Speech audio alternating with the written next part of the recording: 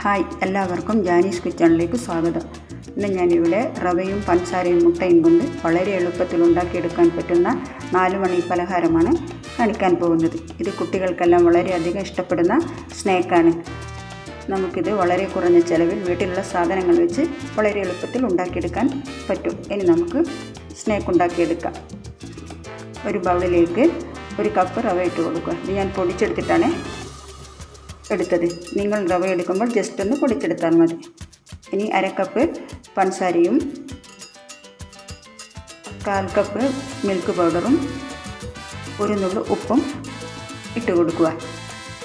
എന്നിട്ടിത് നന്നായിട്ട് മിക്സ് ചെയ്തെടുക്കുക.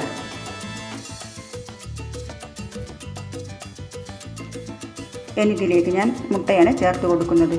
ഇനി നമുക്ക് 1 മുട്ട ഇതിലേക്ക് ചേർത്ത് കൊടുക്കാം. എന്നിട്ട് കൈ കൊണ്ട് നന്നായിട്ട് കുഴച്ചെടുക്കുക.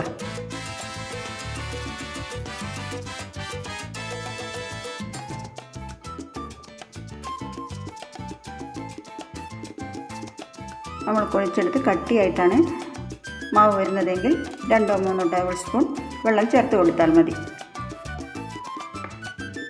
ഇതിൻ്റെ പരുവമെന്ന് പറയുന്നത് നമ്മൾ ഉരുട്ടിയെടുത്തതിന് ശേഷം നമുക്ക് കയ്യിൽ വെച്ച് പരത്തിയെടുക്കാൻ പറ്റുന്ന തരത്തിലായിരിക്കണം. ഇതിപ്പോൾ ഞാൻ കുഴച്ചെടുത്തിട്ടുണ്ട്. ഇനി നമുക്കിത് അരമണിക്കൂർ മൂടി വെച്ച് കൊടുക്കാം. ഇപ്പോൾ അരമണിക്കൂർ ആയിട്ടുണ്ട്. ഇനി നമ്മുടെ 2 കൈയിലും എണ്ണ തടവി എടുക്കുക. എന്നിട്ട് കുറച്ച് മാവെടുത്ത് ഉരുട്ടിയെടുക്കുക.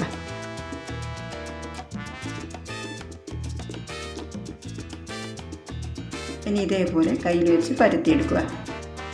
ഒരു മീഡിയം സൈസിൽ പരത്തിയെടുത്താൽ മതി. അധികം തിക്കാകാനും തിന്നാകാനും പാടില്ല.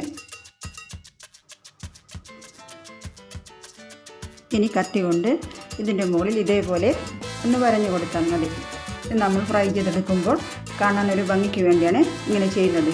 നമ്മുടെ എണ്ണ നന്നായിട്ട് ചൂടായിട്ടുണ്ട്. ഇനി നമുക്ക് ഇത് എണ്ണയിലേക്ക് ഇട്ട് കൊടുക്കാം. എന്നിട്ട് നന്നായിട്ട് ഫ്രൈ ചെയ്തെടുക്കണം. ഇനി ബാക്കിയുള്ളതെല്ലാം ഇതേപോലെ ഫ്രൈ ചെയ്തെടുക്കാം.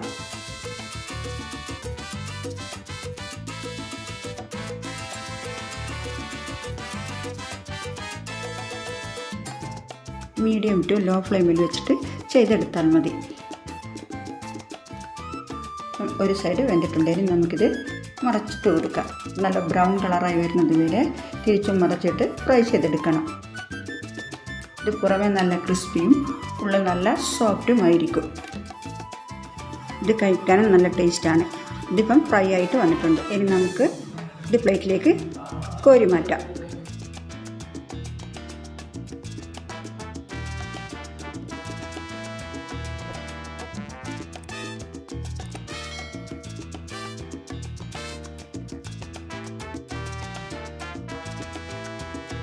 ഇതെല്ലാവരും ഒരു പ്രാവശ്യമെങ്കിലും ഉണ്ടാക്കി നോക്കണം. തീർച്ചയായും നിങ്ങൾക്കിത് ഇഷ്ടപ്പെടും. അപ്പം ഞാനിത് മുഴുവനും ഫ്രൈ ചെയ്തെടുത്തിട്ടുണ്ട്. അങ്ങനെ നല്ല ടേസ്റ്റി ആയിട്ടുള്ള 4 മണി പലഹാരം റെഡി ആയിട്ടുണ്ട്. ഈ വീഡിയോ ഇഷ്ടപ്പെട്ടെങ്കിൽ ലൈക്കും ഷെയറും ചെയ്യുക. എൻ്റെ ചാനൽ ആദ്യമായിട്ടാണ് കാണുന്നതെങ്കിൽ മറക്കാതെ സബ്സ്ക്രൈബ് ചെയ്ത് ആ ബെൽ ബട്ടൺ ക്ലിക്ക് ചെയ്യുക. Okay, thank you for watching.